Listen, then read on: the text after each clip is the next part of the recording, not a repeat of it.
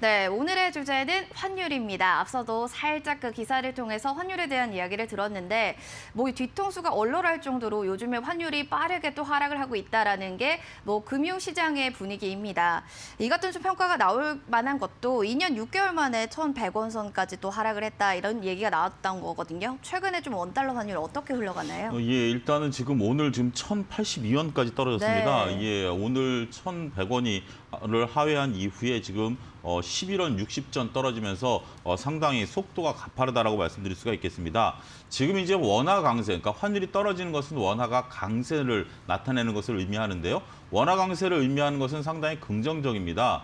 우리나라 통화의 가치가 그만큼 상대국 통화 가치, 즉 달러 가치 대비해서 그만큼 강화돼 있고 그만큼 경제적인 파워가 늘어났다라는 것으로 인식을 하시면 되는데 문제는 이 방향보다 속도입니다. 속도가 너무 가파르게 진행되고 있다는 것이 우리가 상당히 우려스러운 바다라고 말씀드릴 수가 있겠죠. 증시가 올라가는 면 이런 걸로 예를 들어드리겠습니다.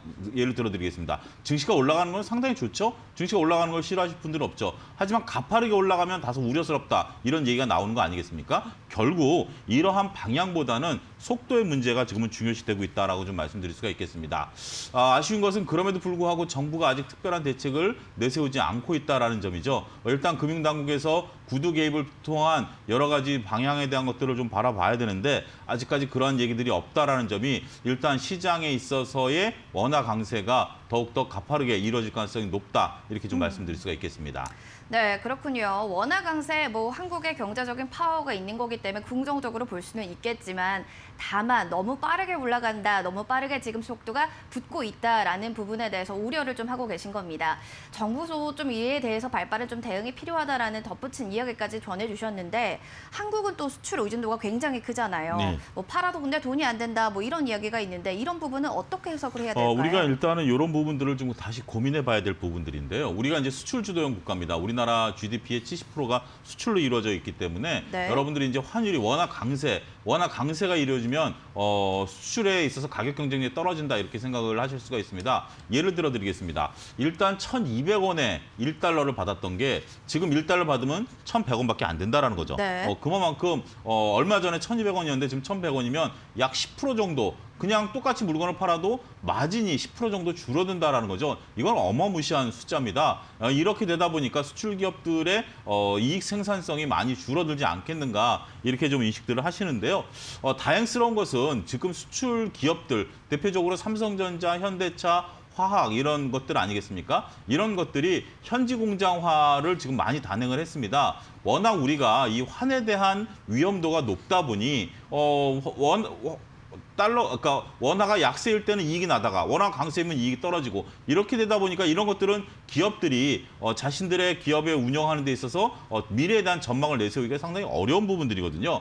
따라서 이러한 부분들을 안정화를 위해서 삼성전자 같은 경우는 중국에 현지 공장을 만들었고 미국에도 만들었고 현재 지금 여러분들 현대자동차 같은 경우 글로벌리 세계 각국의 생산 기지들을 만들어 놨지 않았습니까? 따라서 환의 영향력은 과거보다는 많이 떨어져 있는 상황이다. 그래서 지금 현재 원화 강세가 이루어짐에도 불구하고 수출주들 삼성전자를 필두로 해서 상당히 오늘 강세이지 않습니까? 네. 이런 것들이 나타나는 것들이 상당히 지금 많이 좀 변했다라고 말씀드릴 수가 있겠고 또 한 가지 반도체라든지 자동차, 화학 제품들이 가격에 민감하지 않습니다. 품질에 민감한 종목들이죠. 우리나라 같은 경우 과거 단순하게 노동 생산성이 높은 제품들을 수출할 때는 가격에 민감했다라면 이제는 가격 경쟁력보다는 품질 경쟁력이 우세해졌기 때문에 환에 따른 그러한 손실 규모라든지 이런 것들이 상당히 많이 줄어들었다. 나름대로 우리나라의 경제가 상당히 체력이 많이 보강이 됐다. 이렇게 설명을 드릴 수가 있겠습니다.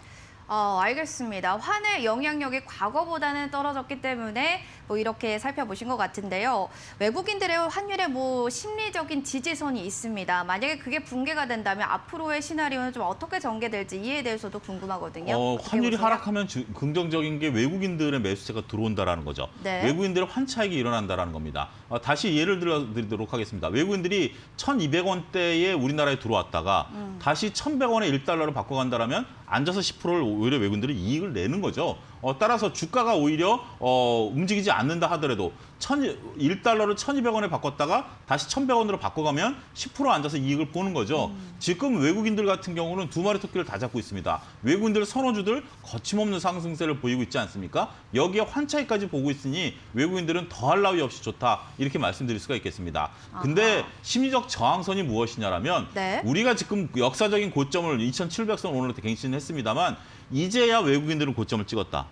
이게 왜냐하면 2,600대가 2018년에 고점 아니었습니까? 벌써 100포인트가 올라왔는데 왜 이제 고점이냐라면 2018년에 2,600대의 환율이 1,065원이었습니다. 네. 근데 지금 이제 1,080원이죠. 그렇게 된다면 환율 효과로 본다면 외국인들은 이제 역사적인 고점을 찍은 것입니다. 조금 우리가 보는 시각과 환율 단으로 보는 시각이 좀 굉장히 차이가 다르네요. 있다라는 것들이죠. 예, 그렇기 때문에 외국인들부터는 입장에서는 이제부터는 좀 부담감을 느낄 수 있는 시대에 와 있다. 이런 부분들을 감안하게 된다라면 이제부터는 무차별적인 원화 강세에 따른 외국인들의 순매수가 들어오는 데는 한계가 있지 않겠는가 그렇게 좀 말씀드릴 수가 있겠습니다. 아하, 네, 알겠습니다. 이제야 뭐 역사적인 고점을 찍었고 그렇기 때문에 좀 부담감을 느낄 수 있다라는 겁니다.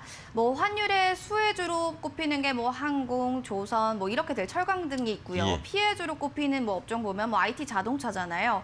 근데 뭐 뚜렷한 흐름이 없다라고 하는데 앞서 그 말씀해 주셨던 IT와 자동차가 이제는 가격보다 품질 쪽으로 봤기 때문이다. 그렇죠. 이렇게 해석을 해야 될까요? 그렇습니다. 이제는 뭐 현지 공장이 일단 1차적인 거고요. 두 번째는 이제 가격, 품질 경쟁력이죠. 우리가 자동차라든지 반도체는 우리나라 아니면 구할 데가 없죠. 네. 이게 이제 가격을 품질에 전가할 수 있다는 부분이고 우리가 자동차를 살 때도 예를 들어서 뭐 내가 A라는 제품을 사려고 그랬는데 B라는 제품이 200만 원 할인해 준다 그래서 B라는 제품을 사시는 소비자분들은 없을 겁니다. 200만 원 더 주더라도 A라는 제품을 사는 거죠. 네. 이게 모델에 대한 선호도이기 때문에 그런 것들로 우리나라 자동차라든지 이런 종목들이 이제 전가가 됐다라는 것들을 인식을 하셔야 된다라고 말씀드릴 수가 있겠고 현재 지금 주식시장이 환율에 의해서 움직인다라기보다는 자체적인 변동성이 확대되고 있는 면 여기서 움직이는 것이지 환율단에 의해서 움직이는 면은 크지 않다 이렇게 좀 말씀드릴 수가 있겠습니다. 환율로 인한 움직임보다는 자체적인 변동성으로 보셔야 될 것 같습니다.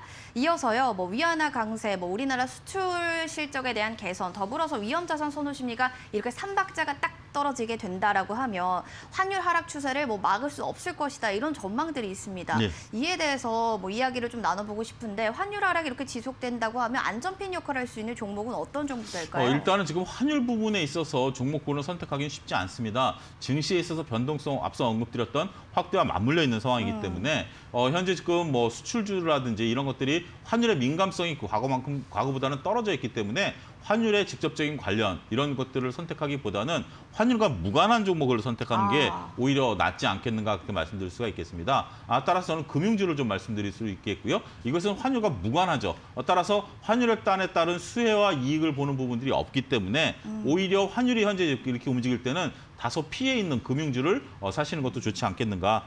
특히 금융주 중에서는 증권주, 특히 키움증권을 탑픽으로 우리가 보셔야 된다라고 말씀드릴 수가 있겠는데 키움증권 같은 경우 거듭 말씀드립니다만 이 신용에 따른 지금 신용잔고가 18조에 달할 정도로 상당히 높기 때문에 신용잔고에 따른 수입이자 부분들이 상당히 높다라는 점들 이러한 점을 감안하게 된다라면 목표가는 일단 15만 원 정도 제시해드리도록 하겠고요. 순저가는 12만 원까지 좀 넉넉하게 들고 있으시면 금융주들 같은 경우 연말에 배당도 좀 있을 것으로 보여지기 때문에 연말 보너스까지 챙기실 수 있지 않겠는가 그렇게 말씀드릴 수 있겠습니다. 그렇군요. 일단은 뭐 환율과 무관한 종목 그 안에서도 증권의 탑픽 종목이 키움증권이라고 설명해 주셨는데 배당에 대한 매력과 더불어서 또 신용잔고에 따른 수익까지도 볼 수 있다라고 합니다. 목표가도 제시드렸으니까 전략 잘 참고해 주시기 바라겠습니다. 오늘 도움 주셔서 고맙습니다, 소장님. 감사합니다.